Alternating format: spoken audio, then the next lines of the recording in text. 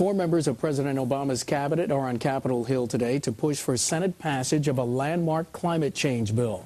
They are testifying before the Senate Environment Committee, which will write the legislation aimed at limiting greenhouse gases. The committee's ranking Republican, James Inhofe of Oklahoma, is among those who says that limiting emissions will increase costs on U.S. businesses and put them at a competitive disadvantage. Senator Inhofe joins me now from Capitol Hill. Senator, welcome to Bloomberg News.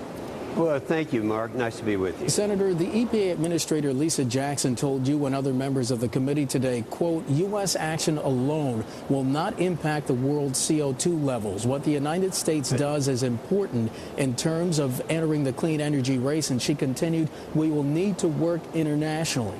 If you received assurances of international cooperation with strict enforcement guidelines, would you then be willing to sign off on the legislation? No, I certainly would not. First of all, the science is at best questionable. But she made that statement in response to my question. I was very proud of Lisa Jackson for her honesty. Because, as I said in this hearing this morning, China has said under no circumstances are they going to restrict their CO2. And India said the same thing. And so I read all of those. And if they're not going to do it, and if it's not going to have any effect, I think that's, it gives a lot of ammunition in right. killing something that needs to be killed. I mean, we cannot put ourselves in a position where our manufacturing base leaves and goes places where there's energy, like right. China. Senator, when you say that the science is still out, what about this gives you pause?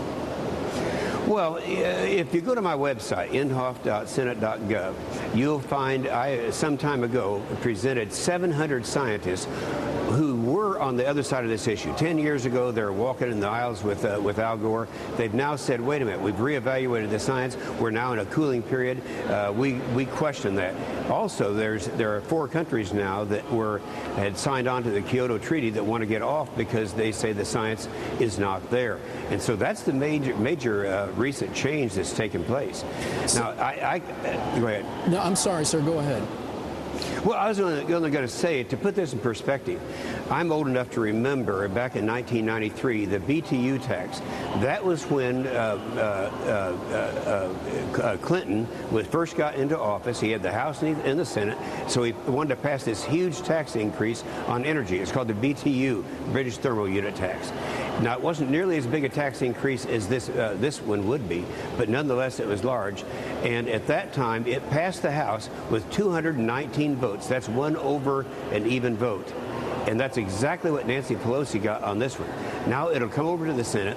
I can assure you, the committee that we met with this morning, right. The one I used to chair, Barbara Boxer has it now, there's not anything that can be bad enough that they won't pass it out of committee onto the floor. But it's not going to pass the Senate. And Senator, you mentioned that the House did pass its climate change bill last month. That version does include a cap-and-trade system to limit emissions and create a new market for trading carbon permits. Do you see any chance of passage right now in the Senate?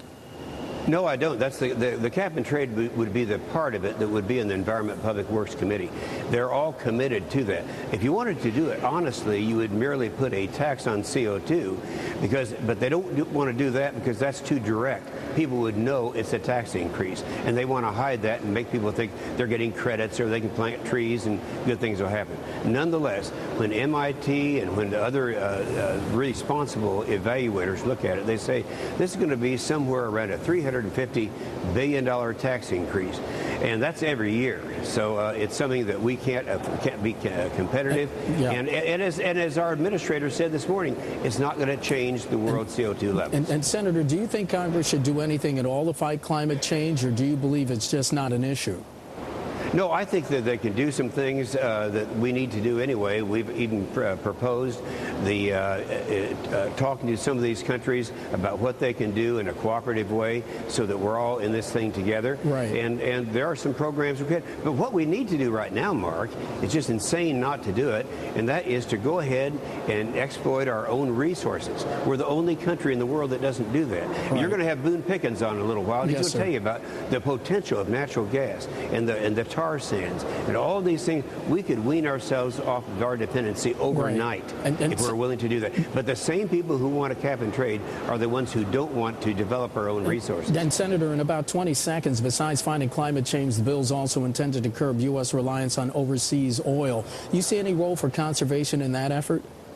No, I think we all want to conserve. There's no question about that. But we've got to produce here in America to wean ourselves off of outside dependency. Senator James Inhofe of Oklahoma, the senior Republican on that Senate Environment Committee. Senator, thanks for joining us.